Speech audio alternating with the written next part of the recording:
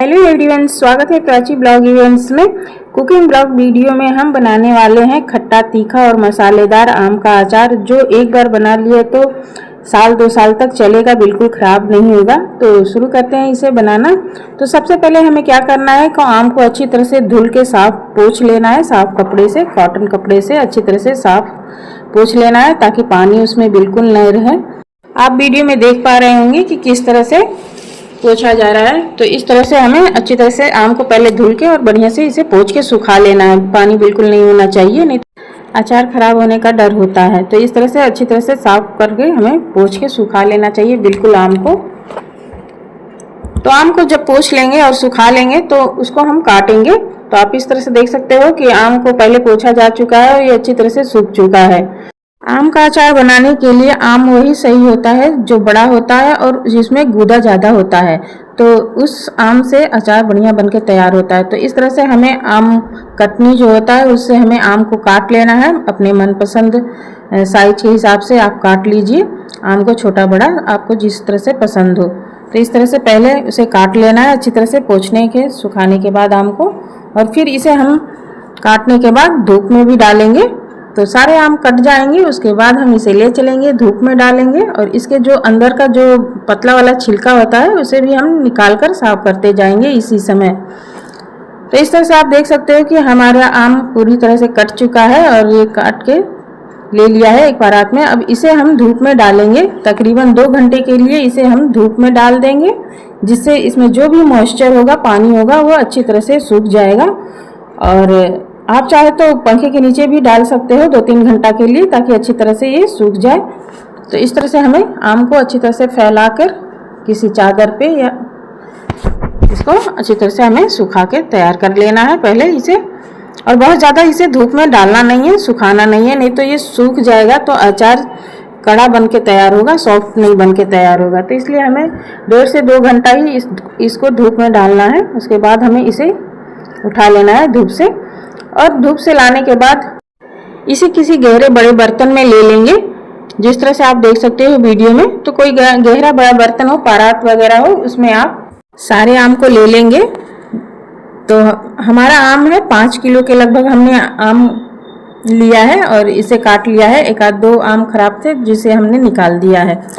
तो इस तरह से हमने सारे आम को एक गहरे बर्तन में ले लिया है, और अब इसमें डालेंगे हम नमक, हल्दी और हींग।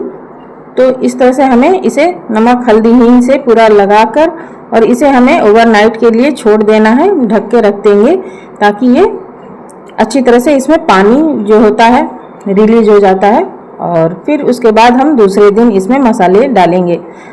तो अब डाल लेते हैं इसमें सबसे पहले हींग हम डाल लेते हैं। तो यहाँ पे लगभग 1 चम्मच हमने हींग डाला है। बढ़िया वाला हींग अचार में डालना चाहिए, उससे अच्छा टेस्ट और फ्लेवर आता है।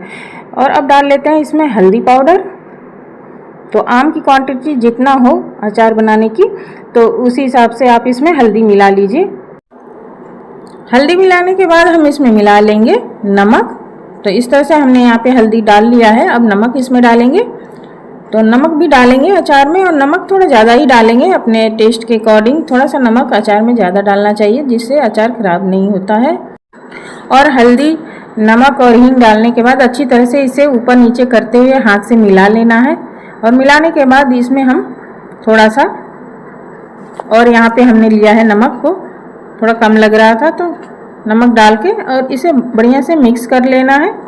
और मिक्स करने के बाद इसे हम ढक के रख देंगे, ओवरनाइट के लिए ढक के रख देंगे। शाम का वक्त है, हम अचार डाल रहे हैं, तो इसे हम अभी ढक के रख देंगे मिलाने के बाद, ताकि अच्छी तरह से नमक, हल्दी और हींग बढ़िया से मिल जाए आम में। और फिर उसके बाद हमें इसे रख देना है। तो ये हमने मिला लिया है, और इसे ढक के हम रख देते हैं रात भर के लिए। और दूसरे दिन ये काफ़ी पानी छोड़ देता है। तो इस तरह से आप ऊपर नीचे करते हुए इसको धूप में कुछ घंटों के लिए रख दीजिए। उसके बाद हम इसमें मसाले मिलाएंगे। तो मसाले तैयार कर लेते हैं। तो चलते हैं गैस की तरफ, और उस पर पैन रख लेते हैं, और इसमें हम भून लेंगे। सबसे पहले यहाँ पे हमने जीरा लिया है। तो जीरा को लगभग 100 से 150 ग्राम आप जीरा यहाँ पे ले लीजिए। 5 किलो हमने आम लिया था, तो 5 किलो के हिसाब से हमें चाहिए यहाँ पे 100 से 150 ग्राम जीरा। तो जीरा अच्छी तरह से भून लिया है हमने। जीरा बहुत जलाना नहीं है मसालों को। तो मीडियम फ्लेम करते हुए हमें इसे भून लेना है। तो यहाँ पे हमने सौंफ भी डाल लिया है और इसे हम भून लेते हैं। भूनने के बाद हम इसे ले लेते हैं, उसी बर्तन में ले लेंगे। बहुत ज़्यादा हमें मसालों को नहीं भूनना है। और सौंफ भी हमने लगभग 150 ग्राम लिया है। और यहाँ पे अब हमने डाल लिया है अजवाइन। तो अजवाइन की मात्रा कम होगी, तो यहाँ पे हमने 50 ग्राम अजवाइन लिया है, ज़्यादा नहीं लिया है। तो अजवाइन भी हमने भून लिया है। और अब ले लिया है हमने लगभग 150 ग्राम ये यहाँ पे धनिया है, साबुत धनिया, इसे भी हम भून लेंगे। और मसालों को बहुत ज़्यादा हमें जलाना नहीं है, नहीं तो स्वाद अच्छा नहीं आएगा अचार में डालेंगे तो इसलिए हल्का ही भूनना है, हल्का सा ब्राउन करना है बस, लाइटली। और इस तरह से मीडियम फ्लेम करते हुए हमें इसे भून के तैयार कर लेना है। तो यहाँ पे धनिया भी हमारी भून चुकी है, इसे भी हम ले लेते हैं, निकाल लेंगे पैन से और उसी में ले लेते हैं धनिया को भी। धनिया भी भून चुका है। तो गैस को हमने यहाँ पे ऑफ कर दिया है। हमारा पैन गर्म है, तो इसमें हमने राई डाला है। तो राई भी हमने 100 ग्राम के लगभग यहाँ पे लिया है। बारीक वाली राई है, सरसों नहीं है, जो बड़ा दाना वाला सरसों आता है वो नहीं है, ये बारीक राई है। और इसे हम अचार में डालेंगे, इससे टेस्ट अच्छा आएगा। तो इसे भी बहुत ज़्यादा हमें भूनना नहीं है, क्योंकि पैन गर्म था और इसमें अच्छी तरह से ये भून चुका है।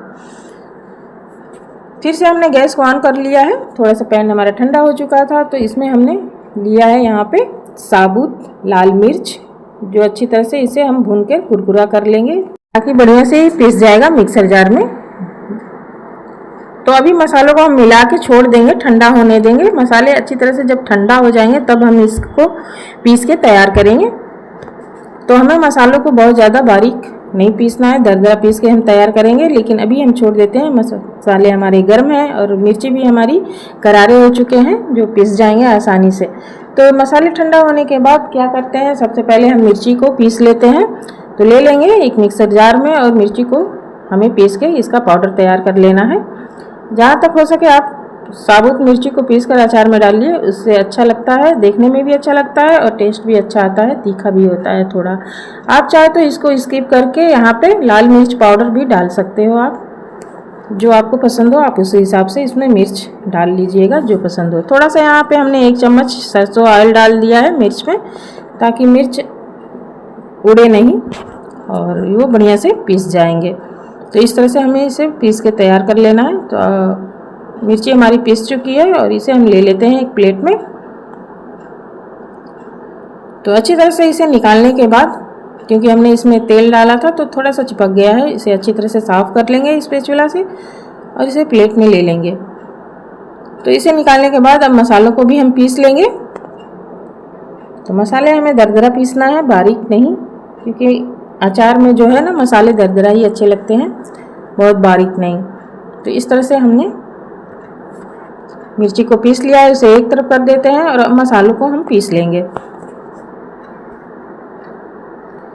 तो थोड़ा थोड़ा लेते हुए मिक्सर जार में हम सारे मसालों को हम पीस लेंगे। अभी मसाले हमारे गर्म है, थोड़ी देर के लिए हमने इसे छोड़ दिया था और फिर से इसे हम लेकर इसे पीस के हम तैयार कर लेते हैं। तो थोड़ा थोड़ा मसाले लेते हुए हमें इसे पीस लेना है और इस तरह से सारे मसालों को पीस के हम तैयार कर लेंगे। तो यहाँ पे देख सकते हो आप, मसाले हमारे पीस चुके हैं और मसालों को हमने बहुत बारीक नहीं पीसा है, थोड़ा सा दरदरा ही है, आप देख सकते हो दरदरा ही है। तो इस तरह से हमें मसाले तैयार कर लेने हैं और अब चलते हैं इसे हम आम में मिलाएंगे।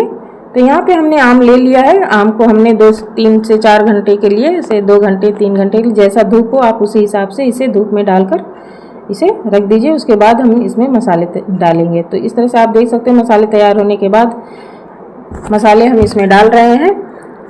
और मसाले आप अपने पसंद से ज़्यादा कम डाल सकते हो अचार में, जैसा आपको पसंद हो मसाले डालना अचार में, तो उसी हिसाब से आप कम या ज़्यादा करके मसाले डाल के तैयार कर सकते हो आम के अचार को। तो इस तरह से हमने यहाँ पे मसाले ज़्यादा ही डाले हैं। ऊपर से यहाँ पे कलौंजी और थोड़ा सा साबुत हमने सौंफ लिया है, साबुत कलौंजी और साबुत सौंफ लिया है, थोड़ा थोड़ा सा उसे ऊपर से हमने डाल दिया है, जो देखने में अच्छा लगता है अचार में। और बाद में हम इसमें सरसों ऑयल डाल लेंगे। तो घर का सरसों ऑयल है, इसलिए हमने इसे गर्म करके नहीं डाला है। तेल हमारा लगभग 500 ग्राम था सरसों का।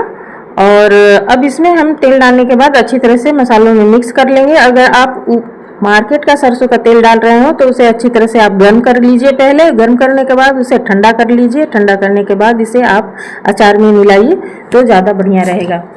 तो इस तरह से हमने घर का तेल का यूज़ किया है और मसाले कुछ कम लग रहे थे तो इसलिए हमने ऊपर से फिर से मसाले इसमें और मिला लिए हैं। और उसके बाद मिलाने के बाद इसे अच्छी तरह से हम मिला लेंगे, हाथ से मिला लेंगे या फिर आप पलटे स्पैचुला या कलछी से मिला लीजिए, जिससे आपको इजी लगे। आप उस हिसाब से मसाले मिलाकर तैयार कर लीजिए। तो आप देख सकते हो मसाले अच्छी तरह से मिल चुके हैं अचार में, और मसाले हमने कुछ ज़्यादा ही डाला है। तो आपको जैसा पसंद हो, मसाले कम डाला हुआ तो आप कम डालिए, अगर ज़्यादा डालना पसंद हो तो आप ज़्यादा डाल के बना सकते हो। ये आप अपनी चॉइस के हिसाब से कर सकते हो, मसाले कम या ज़्यादा। तो इस तरह से मसाले हमने यहाँ पे ज़्यादा डाले हैं और इसे अच्छी तरह से हमने मिला लिया है। मसाले मिलाने के बाद इसे हमें 4 से 5 दिन तक धूप में अच्छी तरह से डाल के रखने हैं, ताकि अच्छी तरह से मसाले पक जाएं और इसमें के जो भी मॉइस्चर हो सूख जाए। तो आप देख सकते हो हमारे अचार बन के तैयार है। बहुत ही तीखा, चटपटा, मसालेदार बनके ये तैयार है। तो आप इसे बनाकर इसे साल भर के लिए एंजॉय कर सकते हो। मिलते हैं अगले वीडियो में, तब तक के लिए goodbye and take care.